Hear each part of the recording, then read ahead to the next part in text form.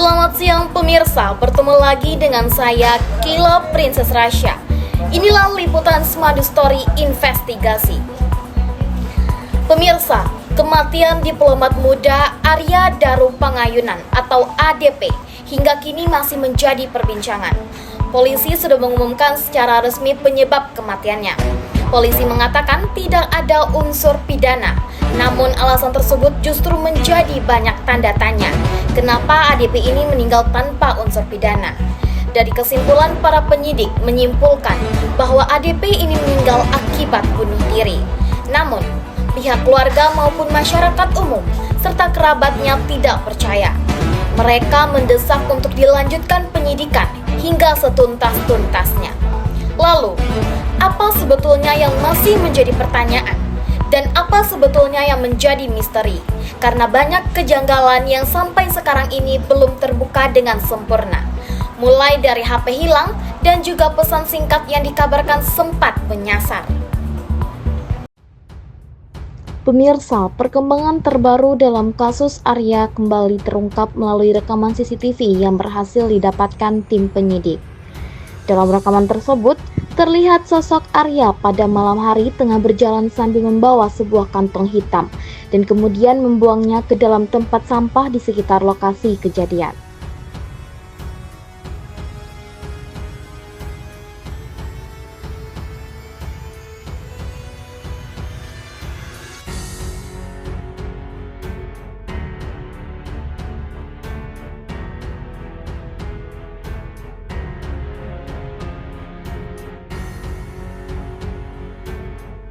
Hingga kini, pihak kepolisian masih mendalami isi dari kantong yang dibuang oleh Arya, serta mengaitkannya dengan barang bukti yang ditemukan sebelumnya.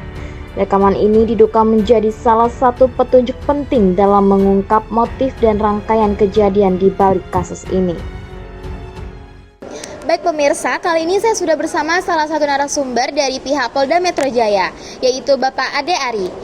Pak, izin bertanya nih, bagaimana tanggapan dari pihak Polda Metro Jaya terhadap kasus ADP atau diplomat muda ini?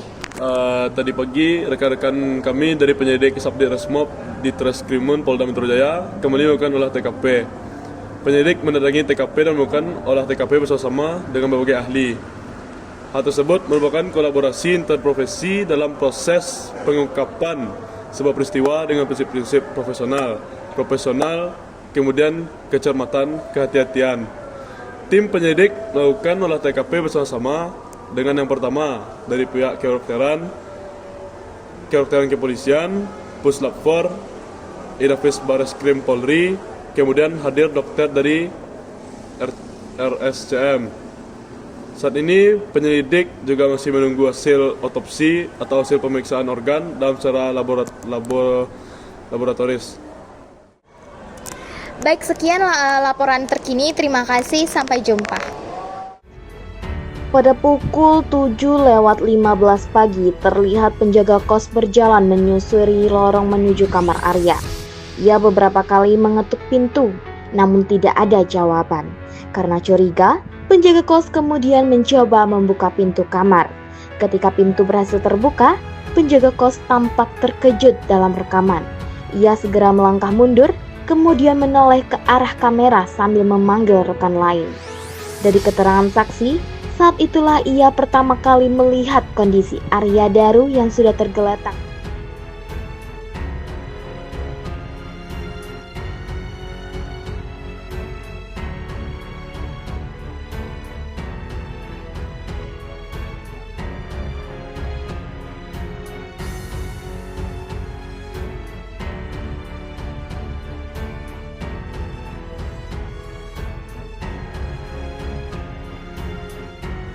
Hingga kini, pihak kepolisian masih mendalami rekaman tersebut dan memeriksa keterangan saksi mata, termasuk penjaga kos yang pertama kali menemukan korban.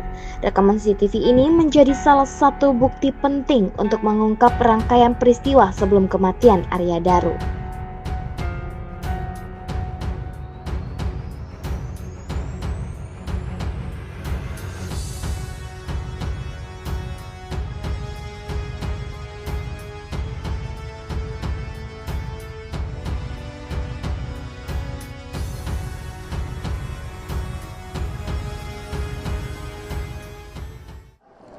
Pemirsa, polisi telah melakukan upaya ekshumasi ataupun pembongkaran terhadap pemakaman Arya Daru atau diplomat muda yang digunakan untuk membuat kasus ini agar menjadi terang benderang. Kali ini saya sudah bersama salah satu narasumber, yaitu Ibu Hanifah Hassah. Selamat siang Ibu. Ini beliau merupakan seorang kriminolog dari Universitas Indonesia. Ibu, saya ingin bertanya terlebih dahulu, dalam kasus ini banyak sekali terjadi kejanggalan. Salah satunya adalah kepala korban yang terlilit dengan lakban. Bagaimana tanggapan Ibu terhadap kejanggalan ini? Nah, baik, kalau kita melihat dari lilitannya, sepertinya untuk sekarang ini masih banyak asumsi ya. Kalau dia dituduh menghilangkan nyawanya sendiri, mungkin agak susah. Karena kalau dia melilit kepalanya sendiri, mungkin butuh kemampuan yang tertentu. Nah, walaupun dia sudah berniat dari awal, pada detik-detik terakhir atau menit-menit terakhir, ketika dia menutup hidungnya, secara alami dia kehilangan oksigen. Nah, itu menimbulkan gerakan-gerakan yang tidak terkontrol ya. Nah, gerakan-gerakan itu menyebabkan posisi yang asimetris. Sedangkan korban ditemukan dalam keadaan rapi dan terselimuti dengan benar. Nah, kalau dia dituduh gitu, mungkin agak susah kita mengasumsi begitu kan. Artinya, kalau dalam kondisi ini berarti ada sesuatu yang aneh atau yang janggal gitu. Jangan-jangan apakah ini stage bunuh diri pasca pembunuhan? Seakan-akan dia ini bunuh diri, sedangkan dia mengalami pembunuhan gitu. Tapi walaupun di demikian ini, kan terlalu dini kalau kita menyampaikan hal tersebut. Karena seminggu ada pemeriksaan oleh Polda, itu baru bisa kita menyimpulkan yang sebenarnya. Tapi kalau kondisinya seperti itu sangat-sangat janggal kalau dia menutup hidungnya dan kehilangan oksigen, tetapi dalam keadaan yang sangat-sangat rapi. Baik, terima kasih Ibu Hanifah Hassah atas tanggapannya. Selamat siang saudara, kali ini saya sudah berada di lokasi kejadian bersama narasumber warga setempat atas nama Mas Farad. Izin bertanya ya Mas, bagaimana tanggapan Mas tentang berita-berita yang telah beredar dan polisi pun telah merilis bahwa Arya Daru ataupun diplomat muda ini meninggal karena bunuh diri? Bagaimana tanggapan Mas? Cukup disayangkan gitu loh. Maksudnya karena kasus ini kan merupakan kasus besar yang benar-benar harus diusut secara tuntas. Apalagi menurut saya sendiri sebagai masyarakat itu kayak ada kejanggalan. Kejanggalannya kenapa? Karena dari kronologi yang sebelumnya diberitakan itu bahwa sempat dia berdiri di atas rooftop kantor di Kemenku. Terus dia pulang ke kosan, tiba-tiba besok paginya dia ditemukan dengan dalam keadaan dilakban dan sudah tidak bernyawa gitu. Maksudnya kayak secara logika aja kayak nggak masuk akal aja kalau misalnya dia bunuh diri. Baik, sekian laporan terkini dari Semandu Story Investigasi. Saya Kayla Princess Rasya pamit undur diri dan sampai jumpa.